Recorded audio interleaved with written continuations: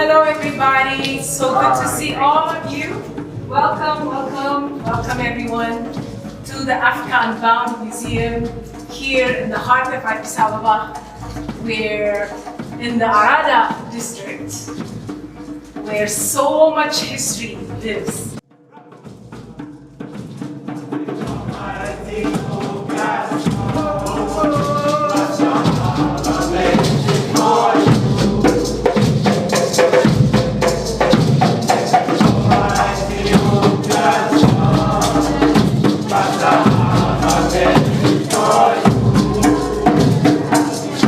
Thank you very much. We're going to start it off with a heartbeat. And this first piece is called Imagine Nation. So I want you to imagine a nation. Let's go.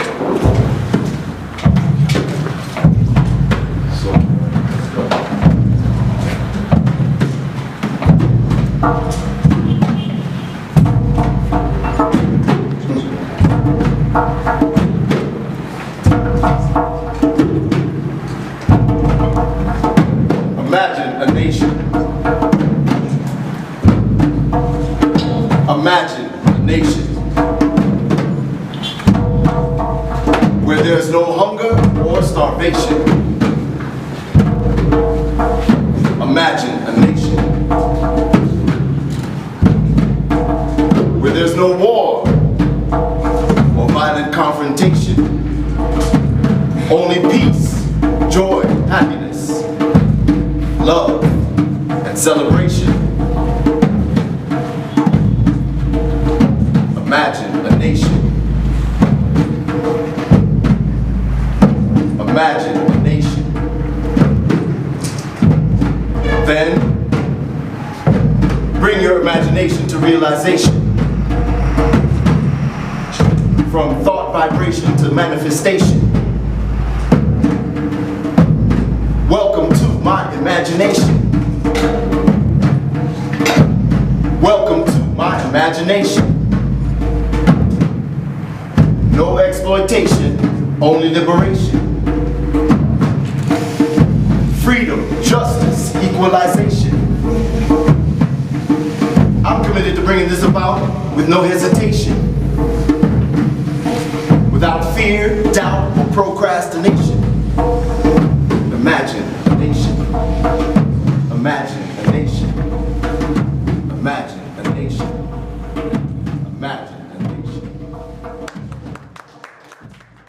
Today we're celebrating the first day of Kwanzaa, Umoja or unity. So let's focus our discussion on what does unity mean to us. We want Africa to unite. You're talking about majesty. Bob Marley sings about Africa Unite. Emperor Haile Selassie and a few others worked very, very hard in 1963 to bring all the free states, the heads of the free states here in Addis Ababa to form the Organization for African Unity. Now, the intention at the time was, if we don't come together, then they're going to continue to divide us, and we're going to continue to be weak, economically, politically, and so particularly economically and politically, we were most of the continent was pretty much dominated by Europeans and North America. So the idea was, if we don't come together, we're going to continue to be under the subjugation of the West. So in order to defend ourselves, recognizing that there is power and unity, that's the reason why they came together and formed the OAU, which is currently now African Union. But on our level, individually, at the community level, what does unity mean to us? Part of unity is seeing ourselves in each other. Like the notion of Ubuntu, which means I exist because you exist because I exist. So to me, like, part of unity is challenging the notion of independence. Like, what is our fundamental human nature? Right? Are we bound in what Dr. Martin Luther King calls a single garment of destiny? Are we all this for ourselves, right? So to me, it's like, when I think of unity, then as my brothers and sisters shine, I'm shining as well. I don't need to compete. Like how we work together. We talked about collective security and collective work and responsibility, right? These principles, and so it's like me seeing myself in each other. So like lately I've been challenging myself personally to expand my we, right? To expand like how I see myself, and then I interact with people in a different way. Because when you thrive, I thrive, right? So how do I share my gifts and talents? Like in community organizing, they call it asset-based community development, right? How do we put all of our gifts and talent at the table? Everybody here, even right now. Just imagine if, if there's 20, 30 of us right here, what if we really put all of our gifts and talent at the table and like, yo, let's do this, right? What would we do? It doesn't take large numbers. It's more about the strength, the depth of our relationships, right? Because oftentimes we're very transactional, especially if you're coming from the West, right? But how do we build the deep relationships to build the deep levels of trust, right? That overcomes any obstacle, anything that comes in our path, right? As we're developing a collective vision, which I like to call collective hope, right? Where as a community, we imagine what it is that we want to work, live, and play, right? And then we leverage our resources towards making that happen. So to me, all this is part of unity, and it comes from building that shared vision of what it is, right? Acknowledging the dignity and worth of every human being. Thank you for your time. Ethiopia for the African world was the great symbol of African freedom and independence. And there are many poems and many cultural productions in the United States and in Brazil and other places in Jamaica, outside of Ethiopia, where people look to Ethiopia as the guide, as the mother of Africa, as the country that gives us the most identification with this long history of achievement. Lefi Asante several times said, Ethiopia, lead us. I picked up on those words because we as Ethiopians, and when I use the name Ethiopia, I'm not referring to just people living in the Horn of Africa or Abyssinia. I'm referring to the color of our skin. When we say Ethiopian back in the day, it means a black person. We Ethiopians who are here, born here, have a special duty to do. And Dr. Molefi Asante picked up on it. He said, Ethiopia, lead us. Why did he say that? Because if we check the history, and if we check the prophecies and spiritual order, Ethiopia plays a special place in black consciousness and now in black redemption. I moved to Ethiopia 9 years ago with my 3 children from America. And when I returned home, I realized that we in the diaspora, we lacked something that's very fundamental to human experience, and that's an unbroken consciousness.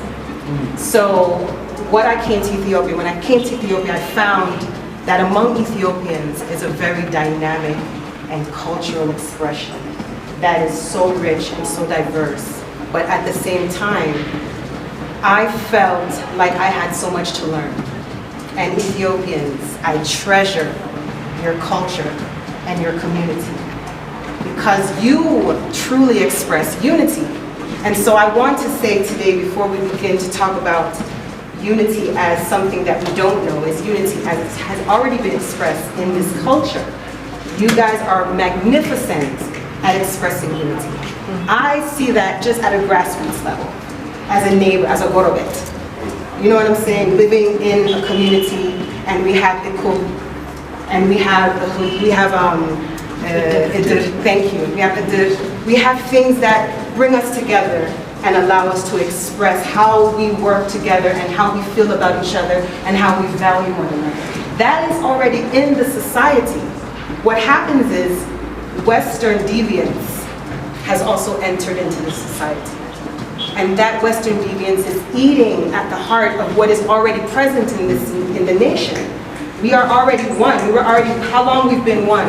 Look how long we have, Ethiopia has been coming historically from so many generations. So, like the past is like unbroken. Yes, we fight, but then we make up and we move on. And then we fight, and then we make up, and then we move on. And we progress and we progress. So we can't look at where we are now as a standard. Where we are now is just something, it's like an illness. It's like something that we have to repair. But it's not who we are. Ethiopians are not disunified. Ethiopians are suffering from lack of communication, lack of sensitivity for each other's needs. Once we begin to look at each other, I'm your brother, you're my sister, you know what I mean? Instead of you're a Romo or you're Tigrinya, it's not that. We're all one. We're all one people. And Ethiopians, I think psychologically and consciously, Ethiopians know that. But there are certain factions or certain little, earworms we call them, that say things that might creep into someone who's ignorant of how beautiful our history is, that might then take that influence and run with it. And that's where the problems come. But Ethiopians, you're Ethiopian, you're Ethiopian, you're Ethiopian, we're all Ethiopian. We must rise up and stand for the unity.